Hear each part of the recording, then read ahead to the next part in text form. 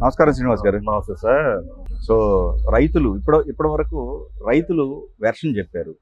తర్వాత బ్రాహ్మణుకి సంబంధించిన వాళ్ళు, ఆ వర్గానికి సంబంధించిన వాళ్ళు కూడా వాళ్ళ వాయిస్ని వినిపించారు. సో ఎంప్లాయీస్గా మీ వాయిస్ ఏంటి అసలు?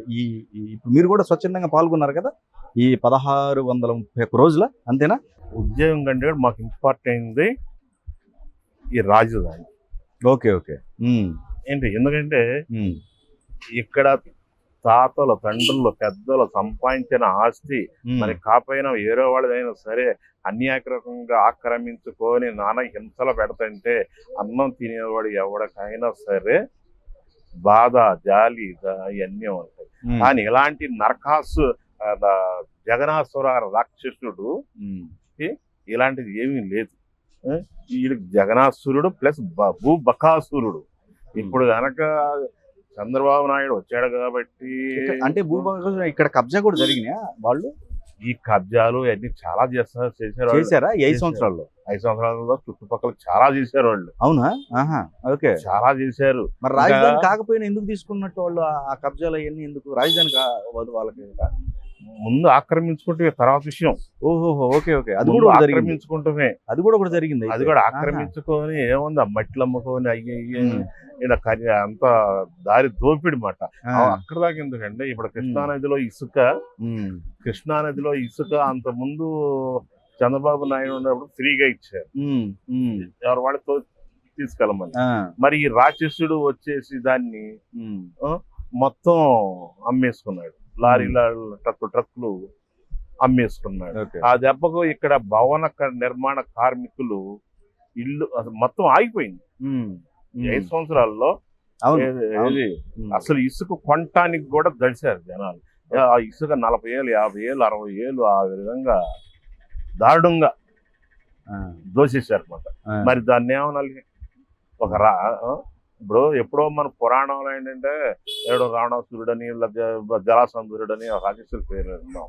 అది మనకి తెలియదు. కానీ ఇవాళ ప్రత్యక్షంగా చరిత్రలో లిఖించబడుతుంది.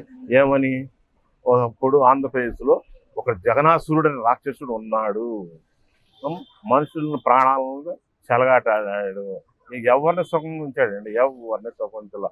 టీచర్స్ ఉంచలేదు, ఎంప్లాయీస్ ఉంచలేదు, ప్రజలను ఉంచలేదు, రైతులను ఉంచలేదు, వ్యాపారస్తులను ఉంచలేదు, ఎవరిని కూడా సుఖంగా ఉంచలేదు. ఇవాళ రోజున చంద్రబాబు నాయుడు వస్తే ప్రతి ఒక్క రైతు, వ్యాపారస్తుడు కూడా గుండెల మీద చెయ్యేసుకొని హాయిగా రిలాక్స్ అవుతున్నాడు. కారణం ఏంటంటే చంద్రుడిలాగా చల్లగా పరిపాలన చంద్రబాబుది. ఏంటి?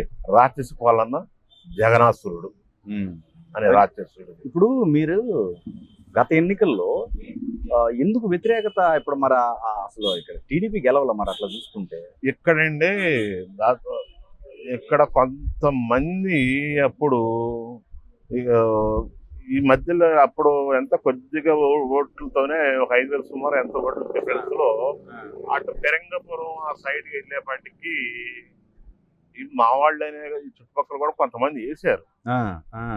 ఏదంటే ఒక్కసారి చూడు అనే తండ్రి చేసిన పరిపాలన లాగా చేస్తాడు అని చెప్పేసి. అయితే మా ఊర్లో మాత్రం, ఈ చుట్టుపక్కల మాత్రం, మా ఊరు మాత్రం టీడీపీకి. అయితే పొయ్యే కొందుకి తేలిపోయింది. ఏంది? అక్కడ తేలిపోయింది. అయినా స్టేట్ మొత్తం కూడా ఏంటంటే ఏదో చేస్తాడు తండ్రి లాగానే. అది అయితే ఏ మాట కాబట్టి రాజశేఖర రెడ్డి బాగానే చేశాడు. ఇప్పుడు చంద్రబాబు నాయుడు, రాజశేఖర రెడ్డి అసెంబ్లీలో కూర్చుంటే చూడటానికి కూడా ఒక వినసొంపుగా, టీవీ కూడా చూడాలంటే వాళ్ళిద్దరూ ఇట్లాగే విమర్శించుకోవాలా. ఏంటి? ఏమయ్యా చంద్రబాబు, ఏమయ్యా రాజశేఖర రెడ్డి, ఇది ఎట్లా అని చెప్పి మాట్లాడుకుంటే జనాలకు కూడా చాలా వినసొంపుగా ఉండేది. కానీ వచ్చిన కాడి నుంచి నీ కళ్ళు బీగుతా, లేకపోతే నీ ఇంటికి కూడా మీరేం చేయలేరు, ఇదే దారుణ.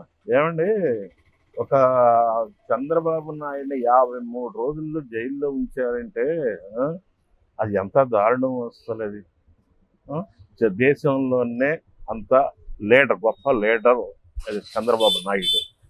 ప్రజావేదిక అవసరం ఉపయోగించుకో. ఎందుకు ఒకసారి ధన నష్టం ఎవరికండి? అవును. ధన నష్టమేనా? అండ్ నోటికాడ కూడి తీసేసాడు అంత పాపాత్ముడు. 5 రూపాయలకి అన్నా క్యాంటీన్లోనే 5 తీసేసాడు. ఎవడన్నా అది చేస్తాడా? అంత పాపాత్ముడు. అందులో ఉన్నది వైఎస్ఆర్ పార్టీలో ఉన్నది ఏంటంటే మొత్తం ఇది ఆలిబాబా 40 దొంగల ఉంటది, అలాంటిదే జగనాసుర దొంగల మూట, కూటమి మాట అదంతా. అయితే ఒకటండి, ఇక్కడ మీకు ఈ శిబిరాల్లో ఉన్నప్పుడు ఎలాంటి సమస్యలు ఎదురయ్యాయండి? ఇక్కడ సమస్యలు రైతులను చంద్రబాబు నాయుడు ఒకటే చెప్పేవాడు, మీరు ఎన్ని ఇబ్బందులు శాంతియుతంగా. అందులో మా ఊరు అనేది ఎక్కడన్నా గొడవలు జరుగుతాయేమో కానీ మా ఊళ్ళో అసలు గొడవలు జరగవు. తుళ్ళూరులో చాలా శాంతియుతంగా ఉంటారు. ఓకే. ఏదన్నా అంటే మాట ఏదైనా మాట్లాడుకున్నా ఆ గంటలోనే పోద్ది, మళ్ళీ సద్దుమణిగిపోయి అందరూ కూడా ప్రశాంతంగా ఉంటారు. మా ఊళ్ళో అసలు గొడవలని ఉండవు. అలాంటిది ఇక్కడ మేము ధర్నా చేస్తుంటే మా వాళ్ళని ఈ పోలీసులు ఎంత హింస పెట్టారంటే, ఇక్కడ కూర్చుంటే అక్కడ వ్యాన్లు పెట్టి ఎక్కియటం, తీసుకెళ్ళిపోవటం, అది మీరు ధర్నా చేయడానికి లేదంటాం, వాళ్ళు వస్తుంటే వీళ్ళు వస్తుంటే మైకులు కట్ చేపించటం. ఒక్కొక్కసారి రోడ్ల మీద ఇందాట మా వాడి పూజారి గారు చెప్పినట్టు అన్నం ఇస్త్రాకులు లాగితే రోడ్డు మీద అన్నం కలుపు తినే పరిస్థితి కూడా వచ్చింది. ఓకే. రోడ్డు మీద తినేవాళ్ళు భోజనం, రోడ్డు మీద కూడా తినిపించారు అన్నమాట ఈ పోలీసులు. అప్పుడు అంత దారుణంగా వాళ్ళు కూడా అట్టానే వ్యవహరించారు, ఒక దయా దాక్షిణ్యం లేకుండా. అంత కిరాతకుడు. ఈ కిరాతకుడిని తిట్టనోడు అంటే ఎవరు లేరు. ఇయ్యాలేదో మళ్ళీ గొప్పగా చెప్పుకొస్తాడు, ఏది మనకి 40% ఓటేజ్ ఉంది, మళ్ళీ నేను జనంలోకి వెళ్తాను. ఈ జనంలోకి వెళ్తే చెప్పులు రాళ్ళు పడతాయి, తడవ. ఏం చేసాడండి ప్రజలకు అసలు? ఊరక నేను మొన్న అంటున్నాడు, నేను ఎట్లా ఓడిపోయాను, నేను ఆ అక్కలకి అవ్వలకి తాత అవ్వలకి అది ఇచ్చాను. ఎవడబాబు కూడా సొమ్ము. ఇక్కడ ప్రజలకు కట్టిన డబ్బు, అది ప్రజలు పన్నుల రూపంలో కట్టింది. అది డెమోక్రసీ, ప్రజాస్వామ్య, ప్రజారాజ్యంలో వచ్చిన ఆ డబ్బుతో నువ్వు చేసావు. అక్కడ విశాఖపట్నంలో ప్యాలెస్ కట్టావు, ఎవడప్ప సొమ్ము? 500 కోట్లు. ఇప్పుడు ఓకేనా? ఇప్పుడు ఎలా ఉంది? ఇప్పుడు చంద్రబాబు నాయుడు గారు వచ్చారు కాబట్టి హ్యాపీ. చంద్రబాబు నాయుడు వచ్చారు హ్యాపీ, అంత సంతోషంగా ఉన్నాము. కానీ ఈ కిరాతకుడు ఏంటంటే, నాకు మొన్నటిదాకా ఏమన్నాడు, ఇక్కడ ఎమ్మెల్సీ అసలు చట్టసభలో అతను అధికారంలో ఉన్నప్పుడు ఇది వేస్ట్, దీన్ని రద్దు చెయ్యాలి, ఈ మండలిని రద్దు చెయ్యాలన్నాడు. ఇవాళ ఏమంటున్నాడు, అది ఇంపార్టెంట్. ఓన్లీ అమరావతి రైతులదే చెప్పండి, రైతులే, అది వేరే టాపిక్, ఓన్లీ రైతులే. సో రైతులు అంత ఇబ్బంది పడ్డారు, నరక యాతన. అసలు ఈ పోలీసు వాళ్ళు ఈ సచివాలయం ముట్టడని, లేకపోతే అమ్మవారి గుడికని వెళ్తుంటే కూడా పోలీసులు దారుణంగా ఆడవాళ్ళని అని పొట్టలో దన్నారు, చెప్పారు ఒక చోట. కాళ్ళతో పొట్టలో దన్నారు. దయా దాక్షిణ్యం లేకుండా కొడతాం. ఎంత భయంకరం అంటే 5 సంవత్సరాల్లో ఒక నరకం అనేది చూశారు. ఏం మాట్లాడితే ఇప్పుడు ఇట్లా మాట్లాడాలంటే కూడా భయం పుట్టేది అండి. వాక్ స్వాతంత్ర్యము అనేది లేదు. అదేలే, ఏం మాట్లాడితే ఏం జరిగిద్ది అని అంత భయంకరంగా చేశాడు.